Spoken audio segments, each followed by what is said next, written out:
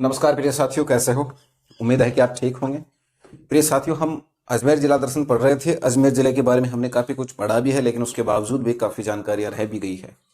तो अजमेर जिले का जो अध्ययन है उसे अपन आगे बढ़ाते हुए आज अजमेर जिले की प्रमुख नदियों का जिक्र करेंगे और उसके बाद मान के चलना है कि ज़्यादातर ज्योग्राफी से रिलेटेड फैक्ट ही हम पढ़ने का प्रयास करेंगे। सबसे पहले अपन बात करते हैं अजमेर जिले की नदियां कौन कौन सी हैं। ठीक, अजमेर जिले की नदियां। अजमेर जिले की जो एक नदी है, सबसे पहली नदी, ठीक, क्या पढ़ेंगे? नदियां। अजमेर जिले की एक जो नदी है उसका नाम है लूणी नदी। क्या नाम है? लूणी नदी। ये जो लूणी नदी है राजस्थान की सबसे लंबी नदी है। ठीक है, राजस्थान की सबसे बड़ी सबसे लंबी नदी है, जिसकी लंबाई कितनी है? 495 किलोमीटर। ठीक, 495 किलोमीटर। लेकिन राजस्थान में इसकी लंबाई जो है, यानी कुल लंबाई जो है 330 किलोमीटर ही है। ठीक, और क्या फैक्ट है?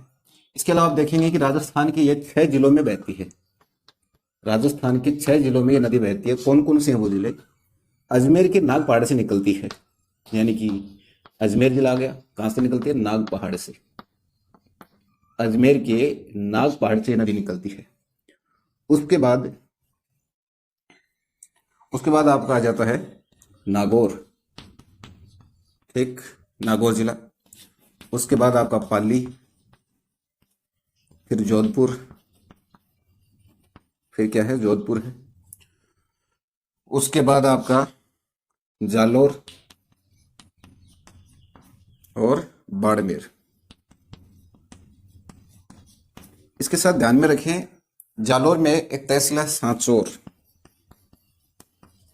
और सांचौर के आसपास इसका जो प्रवाह क्षेत्र है, यानी कि जहां से ये नदी बहती है, वहां पर ऐसा प्रतीत होता है कि मतलब पानी तो होता है, लेकिन ऐसा प्रतीत होता है कि यहाँ पानी नहीं होता है, यानी कि दलदली क्षेत्र यहाँ पर ये बना लेती है।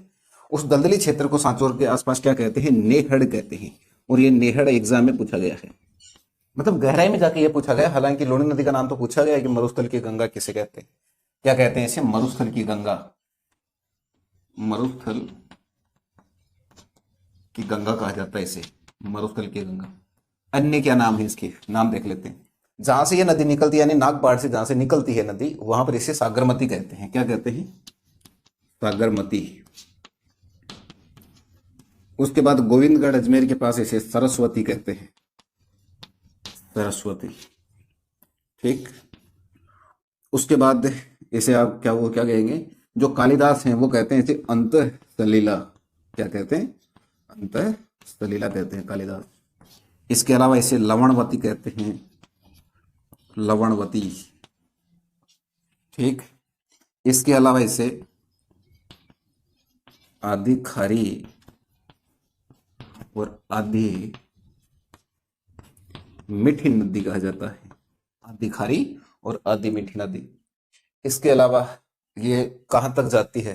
तो ये जो नदी है नागपाड़ से निकलती है, यानी अजमेर से नागौर, पाली, उसके बाद आपका जोधपुर, बाड़मेर और जालोर के बाद ये गुजरात में प्रवेश कर जाती है। और गुजरात का जो कच्छ का रण है, वहां पर जाकर ये नदी विलुप्त हो जाती है, समाप्त हो जाती है। लूणी नदी की कहानी यहां तक खत्म होती है। उसके बाद इसके अलावा अजमेर जिले में एक नदी और है, और जिसका नाम है रूपनगढ़ नदी। क्या नाम है? रूपनगढ़ नदी। इस नदी के बारे में आप केवल इतना जान लीजिए कि इस नदी के मुहाने पर निम्बारक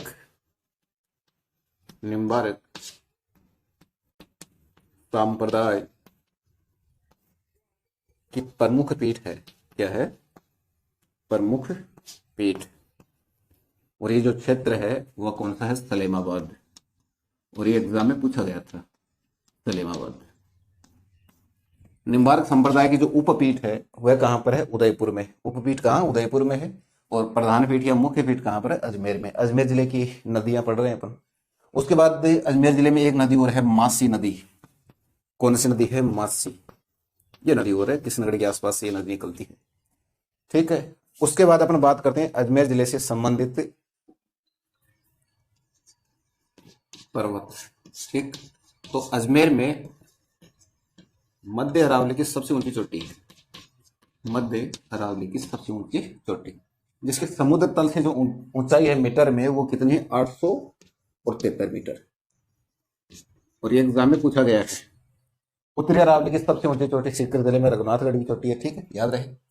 उसके बाद अजमेर जिले से संबंधित या अजमेर जिले का एक अभ्यारण्य है और जिसका नाम है रावली टाटगढ़ अभ्यारण्य, रावली टाटगढ़ अभ्यारण्य। इसका जो नाम है वह कर्नल जेम्स टोड के नाम पर पड़ा है, कर्नल जेम्स टोड के नाम।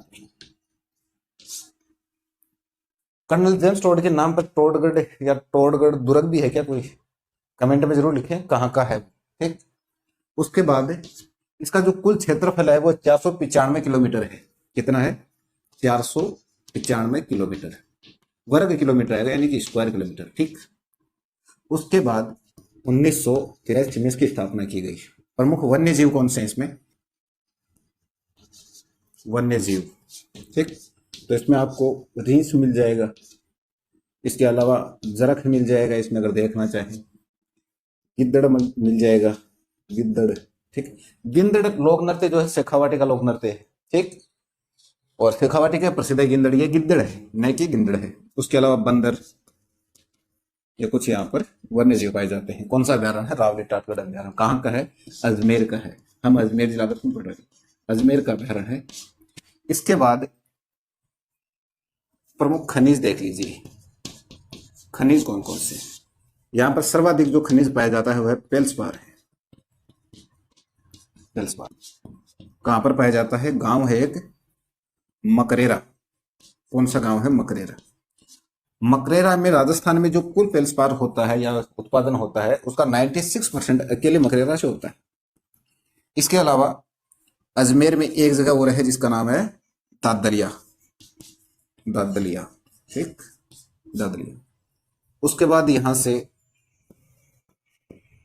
मैग्नेसाइट का उत्पादन भी होता है, ठीक है, और आपके क्वार्टर्स का उत्पादन भी होता है। ये में भी राजस्थान में इसका जो है स्थान पहला है।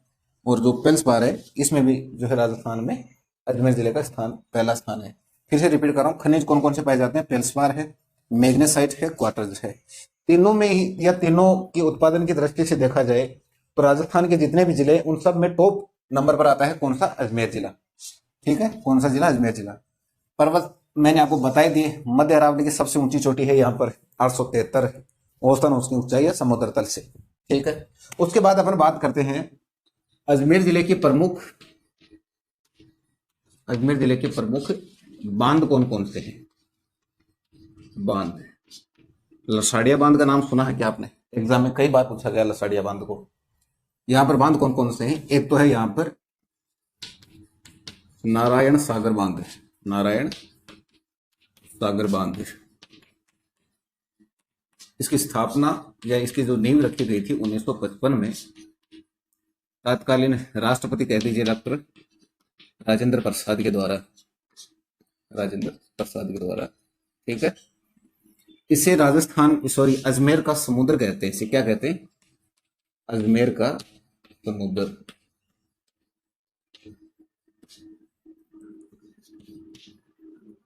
दो पॉइंट और 8,000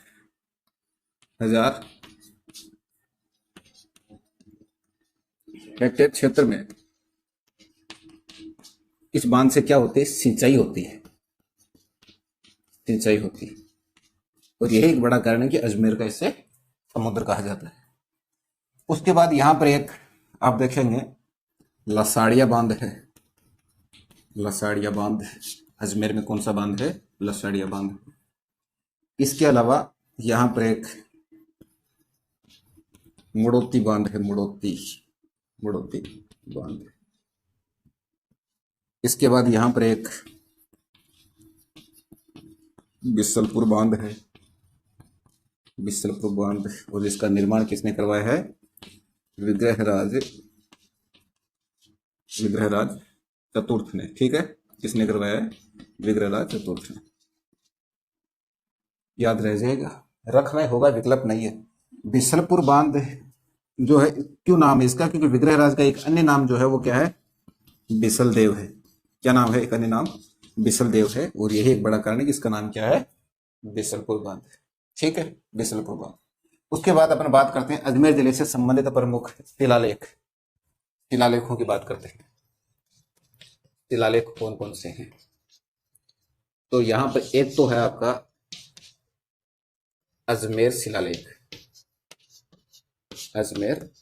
अजमेर लेख मान लीजिए, अजमेर लेख यही नाम है उसका, जो 1200 ईस्वी पुराना है, 1200 ईस्वी पुराना। और कहते हैं कि फारसी भाषा में लिखा गया सबसे प्राचीन, यानी राजस्थान का फारसी भाषा में लिखा गया सबसे प्राचीन अभिलेख है,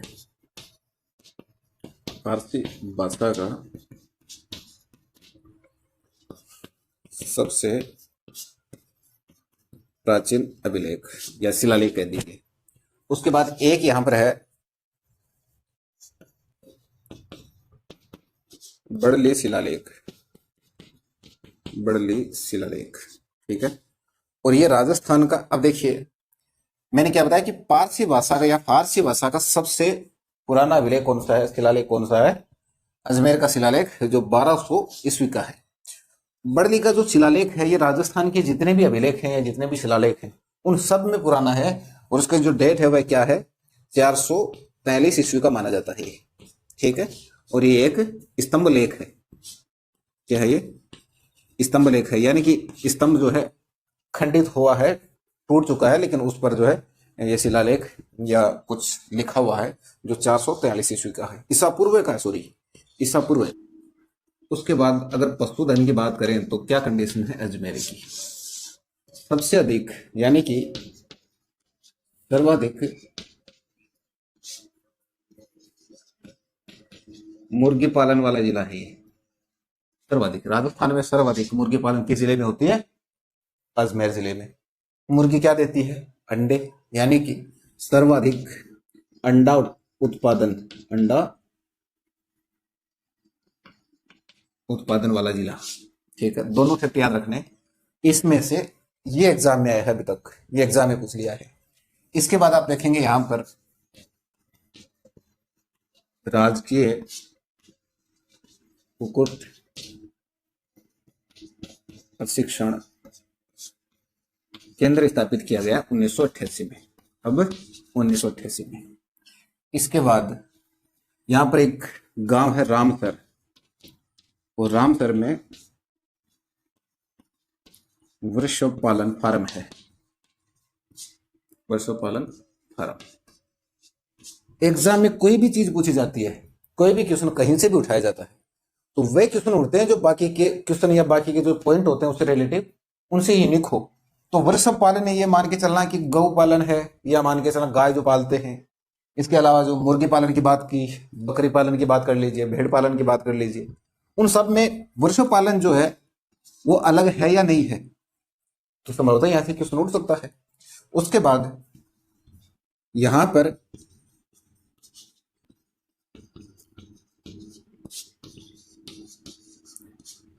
केंद्र व विकास केंद्र कह दीजिए, विकास केंद्र कहां पर है, अजमेर। ठीक है, अजमेर जिला दर्शन पढ़ रहे हैं। पशुधन क्या है, सर्वाधिक मुर्गी पालन वाला जिला या अंडा उत्पादन वाला जिला, बात एक ही है, मुर्गी से अंडे के उत्पादन या क्या हुआ। ठीक है, राजकीय कुक्कुट प्रशिक्षण केंद्र 1988 में स्थापित किया गया, बकरी प्रजनन केंद्र वह विकास केंद्र है, और वृषभ पालन फार्म है कहां पर, ये रामसर में। उसके बाद अपन बात करते हैं अजमेर जिले से संबंधित प्रमुख मेले कौन कौन से, मेलों का जिक्र और करते हैं। अजमेर जिले के प्रमुख मेले, ठीक, मेले कौन कौन से हैं? सबसे पहले अपन बात करते हैं पुष्कर के मेले की। राजस्थान का कुंभ यहां बढ़ता है, पुष्कर मेला। ठीक, कब बढ़ता है ये मेला,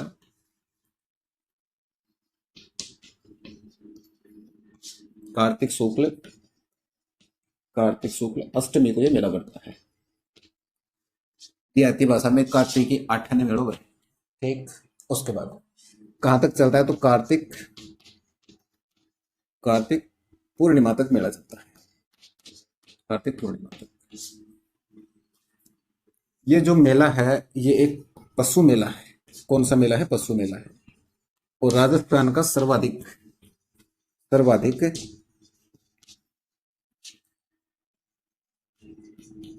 ऊंटों की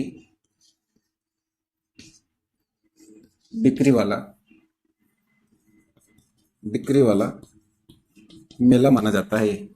2007 में 2007 में यहाँ इस मेले पर क्या किया गया है, डाक टिकट जारी की गई है। डाक टिकट जारी की गई राजस्थान सरकार के द्वारा। ठीक है। उसके बाद ये राजस्थान का सबसे रंगीला मेला माना जाता है, रंगीला। ठीक है। सबसे रंगीला मेला कौन सा है, पुष्कर का मेला। उसके बाद यहाँ पर ब्यावर में बादशाह का मेला पड़ता है, बादशाह का मेला। ठीक है। बादशाह मेला कहाँ बढ़ता है, ब्यावर में। ब्यावर में मेला बढ़ता है। कब बढ़ता है जी, ये मेला बढ़ता है होली के तीसरे दिन ये मेला बढ़ता है। बादशाह बीरबल का मेला भी कहते हैं इसे, बादशाह बीरबल का मेला। बादशाह बीरबल का मेला भी इसे कहा जाता है। कब बढ़ता है, होली के तीसरे दिन। उसके बाद यहां पर एक मेला और बढ़ता है और जिसे कहते हैं कल्पवृक्ष मेला। ठीक है। कहां पर बढ़ता है जी, मांगलियावास में बढ़ता है ये। मांगलियावास अजमेर जिला दर्शन पढ़ रहे हैं, अजमेर जिले में बढ़ता है। कब बढ़ता है, तो ये मेला बढ़ता है श्रावण अमावस्या को। श्रावण अमावस्या को ये मेला बढ़ता है।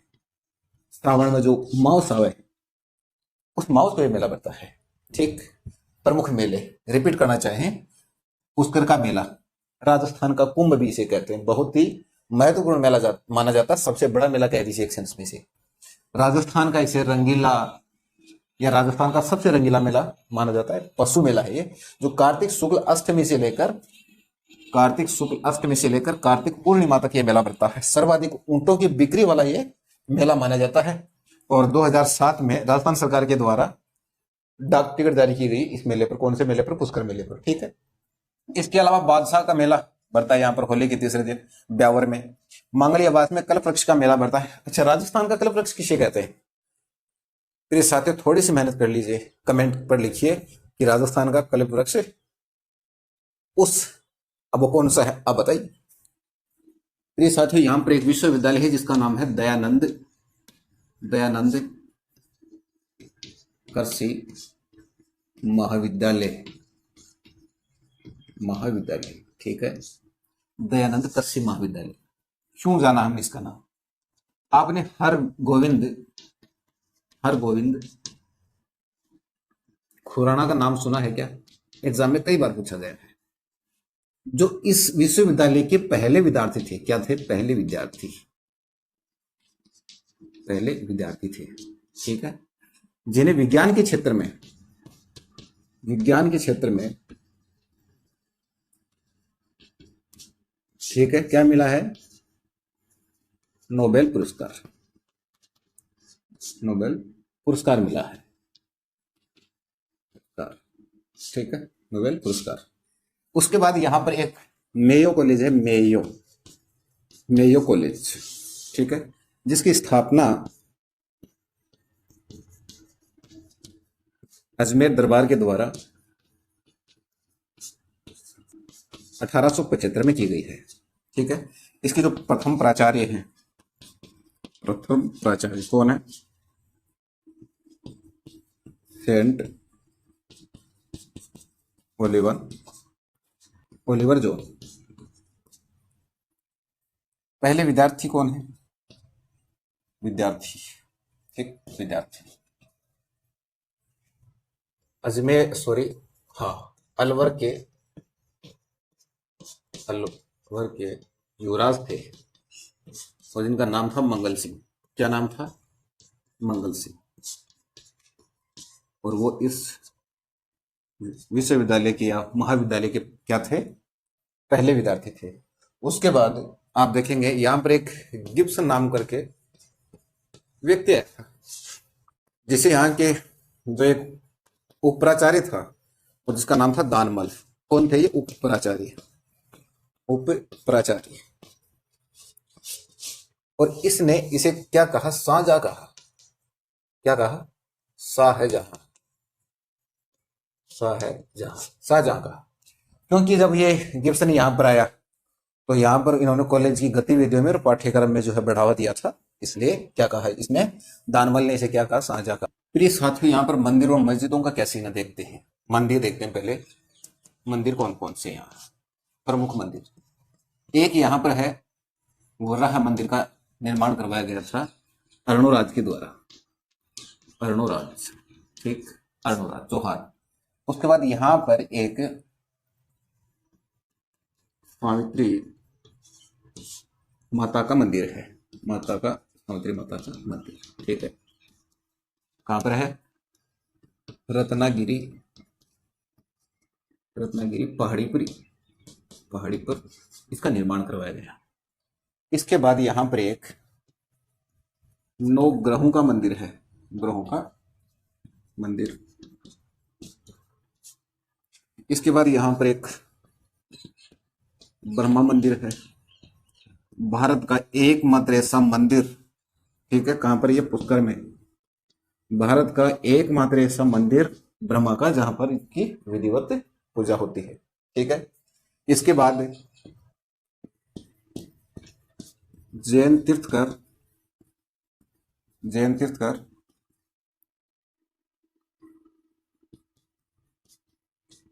आदिनाथ का मंदिर है, आदिनाथ का मंदिर। और जिसे हम सोने जी की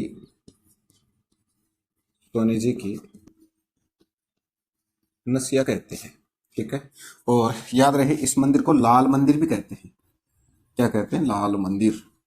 प्रिय साथियों, जिला दर्शन पढ़ रहे हैं, ज्यादा समय नहीं दे पाऊंगा मैं, ठीक है, क्योंकि जिला दर्शन में हम जितना हो सके मतलब जल्दी जल्दी चीजों को क्लियर करें, ताकि हम जो स्पेशल क्लासें हैं एलडीसी और राजस्थान पुलिस की उनको शुरू कर सके। वराह मंदिर का निर्माण अर्णोराज ने करवाया है, मैंने आपको बताया था ये बात, ठीक है। उसके बाद वराह मंदिर को शाहजहां ने तोड़वाकर पुष्कर तीर में फेंका था, सारी चीजें बताई तो थी। सावित्री माता का मंदिर है रत्नागिरी पहाड़ी पर, 9 ग्रहों का मंदिर यहाँ पर है, ब्रह्मा मंदिर है पुष्कर में, भारत का एकमात्र मंदिर जहां पर विधिवत रूप से पूजा होती है। जैन तीर्थकर आदिनाथ का मंदिर, जिसे सोने जी के नसिया कहते हैं, लाल मंदिर भी कहते हैं। सबसे पहला फैक्ट एग्जाम में भी पूछा गया है, सर्वाधिक, लिखते जाइए, सर्वाधिक देशी पर्यटक कहां पर जाते हैं, अजमेर जाते हैं, पहला फैक्ट। उसके बाद 28 मई 1857 को, या 1857 क्रांति, यही लिख देता हूं सीधा, क्रांति की शुरुआत हुई राजस्थान के अजमेर से। और वह जगह कौन सी है, नसीराबाद छावनी, नसीराबाद, ठीक, नसीराबाद छावनी। उसके बाद the Krishna mills limited 1889 Beawar, ठीक। एक और है एडवर्ड मिल्स 1906, वही ब्यावर। ये जितने फैक्ट मैंने आपको बताए हैं, चारों के चारों फैक्ट रिपीट हो चुके हैं एग्जाम में, स्टेट लेवल की एग्जाम में रिपीट हुए हैं अब तक, ठीक है। उसके बाद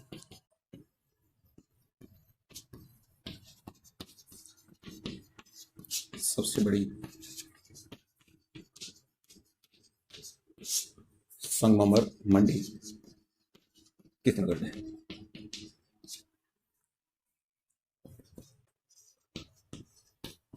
देश का पहला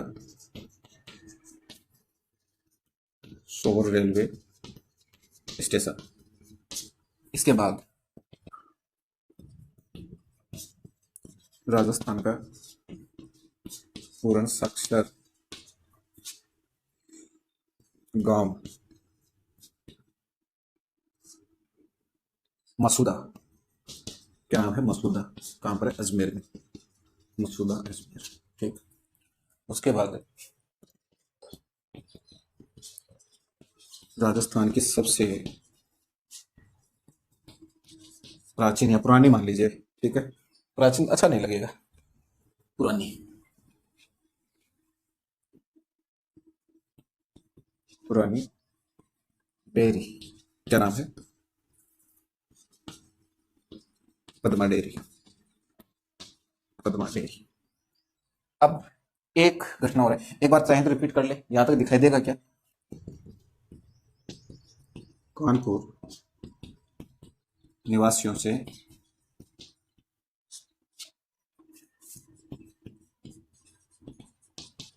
बराक ओबामा ने 7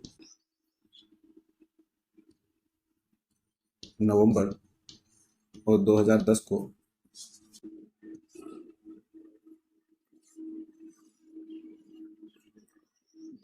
को क्या किया? अभी समझ में आएगा, टेंशन मत लो। ये कैमरा है और ये लो, एक ये बराक ओबामा। समझ में आया कुछ? कानपुर निवासियों से, ये कानपुर कहाँ है? अजमेर, ठीक है, अजमेर में है। कानपुर निवासियों से बराक ओबामा, अमेरिका के पूर्व जो राष्ट्रपति रहे हैं, उन्होंने 7 नवंबर 2010 को कानपुर के निवासियों से वीडियो कॉन्फ्रेंस में बात की थी। हाँ, ऐसा नहीं है, लेवल है उनका। देखिए, सर्वाधिक देशी पर्यटक किस जिले में जाते हैं या कहां पर जाते हैं? अजमेर में, या अजमेर जिले में। 28 मई 1857 की क्रांति की शुरुआत नसीराबाद अजमेर से हुई है। The Krishna mills limited 1889 Beawar में इसकी स्थापना की। राजस्थान पुलिस में पूछ लिया गया है इसे। इसके अलावा इससे पटवार में पूछ लिया गया है, एडवर्ड मिल्स 1906 ब्यावर। भारत की सबसे बड़ी, देखिए, भारत की सबसे बड़ी है, यूनिक है, भारत की सबसे बड़ी संगमरमर मंडी किशनगढ़। उसके बाद देश का पहला सौर रेलवे स्टेशन, ये भी यूनिक है थोड़ा। राजस्थान का पूर्ण साक्षर गांव मसूदा अजमेर में है। उसके बाद देखेंगे राजस्थान की सबसे पुरानी डेयरी पद्मा डेयरी अजमेर में है। अब मुझे एक बात बताइए, ये क्या यूनिक नहीं है? ये तो यूनिक है ही। कानपुर निवासियों से जब बराक ओबामा बात कर ले तो वो चीज यूनिक ही होगी, वो तो अलग ही होगी, ठीक है। प्रिय साथियों, मेरे ख्याल से मैंने अपनी पूरी कोशिश की है, और आपको जो कोशिश करनी है वो केवल इतनी करनी है कि आपको वीडियो को लाइक करना है और चैनल सब्सक्राइब करना है। मिलते हैं अगले वीडियो में, तब तक के लिए जय हिंद, जय भारत।